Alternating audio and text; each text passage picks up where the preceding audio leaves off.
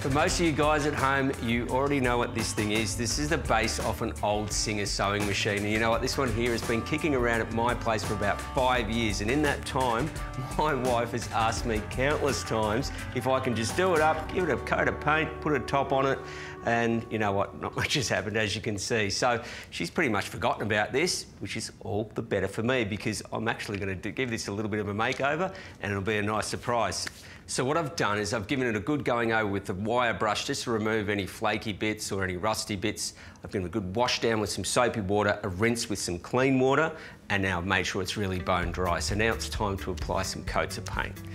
Now I'm using the Hammerite. Now you want to give this a really, really good shake. I've already been shaking this for a good couple of minutes, probably 3 or 4 minutes really, but you want to just make sure that it's really well mixed. So that's pretty good. That'll be ready to go.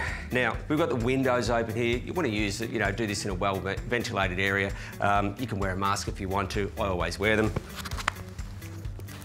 All right, now, the idea is that we just want to get some light coats on here. We don't want to try and get it all done in one going over. So some light coats, and you want to be about, a good 15 to 30 centimetres away while you're doing it. You don't want to concentrate too much on the one spot. You want to keep moving the can around. This first coat is just a real light one.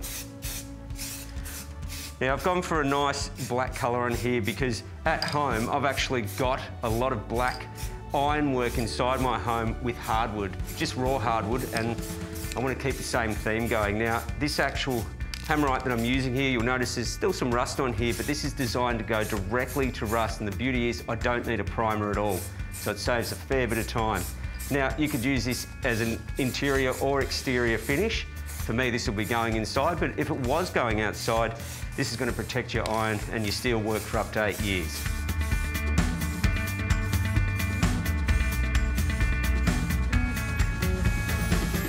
Okay, so that's our first coat down, and already the Hammerite has made a massive transformation to the old Singer base there.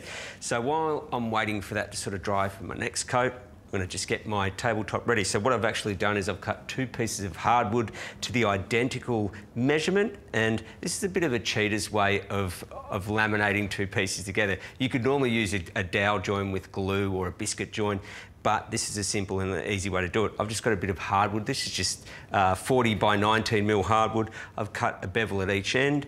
I've marked on the actual piece of timber where I want to drill my holes, and I've also made a little template on the back of this bit of timber exactly where I want this to sit. So with all that set up and ready to go, all I need to do now is just drill some pilot holes. Now, a good tip for knowing how far and how deep to go with your pilot hole is just line your screw up against the drill, and you can see basically if I take my drill in to that point there, just to the end of the actual cutting part of the drill there, I know that I'm to the right depth, and I won't go too deep and I won't go all the way through to the other end, which would be very, very bad. So let's just line these up, go straight through.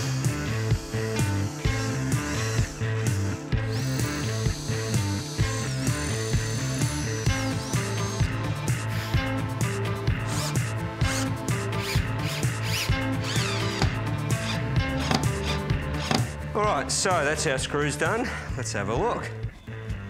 Oh, beautiful. Yeah, that's good. All right, so our top's now done. Now this has had enough time to dry, so I'm going to give this a couple of more coats, and then once that's done, I'm going to get this top on top, and I reckon we'll be in business.